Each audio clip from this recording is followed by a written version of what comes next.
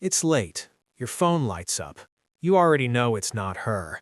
But earlier today, she posted something, and strangers rushed in to tell her she's beautiful, funny, mysterious, desired. And you're sitting there wondering how you became invisible while everyone else gets a reaction. Let me explain why.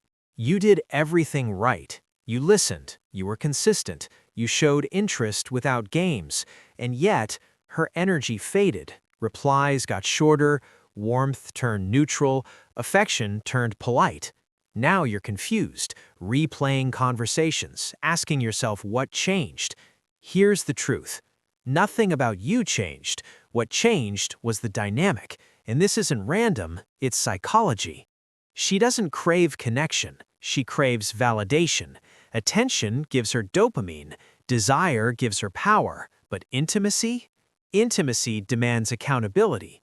When attention comes from many, she stays in control. When it comes from you, she has to give something back. Consistency, respect, emotional presence.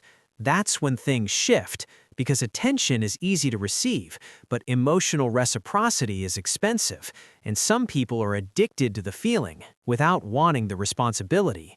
That's not love, that's control. Let me explain why she pulls away the moment you lean in. Attention from strangers has no weight, no expectations, no mirror. But attention from you, it reflects who she is. It asks her to show up, to be real, to be chosen and choose back.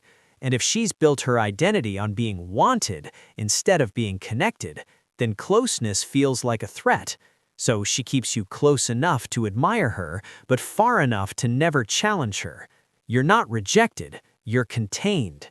You compliment her, she smiles but changes the subject. You ask deeper questions, she jokes it away. You pull back slightly, suddenly she reappears. A reaction, a story view, a breadcrumb. Not because she misses you, but because she misses the effect you have on her. Your attention reassures her worth, your distance threatens it. This push-pull isn't accidental, it's emotional regulation using you as the source. That's not confusion, that's strategy, even if it's subconscious. Here's the truth most men avoid. She doesn't love you less than others, she loves herself more than connection. You're valuable to her ego, but not essential to her life. And the moment you stop feeding the attention loop, she feels the loss, not of you, but of the control you provided. That's why she never fully commits and never fully lets go. Because you're wired for meaning. You don't want 10 reactions, you want one real bond. So when someone keeps taking your energy without offering depth in return, it creates cognitive dissonance. You feel chosen, but not claimed, desired, but not prioritized, and that limbo slowly erodes your self-respect. This isn't a romantic failure, it's a psychological mismatch. Here's where the shift happens.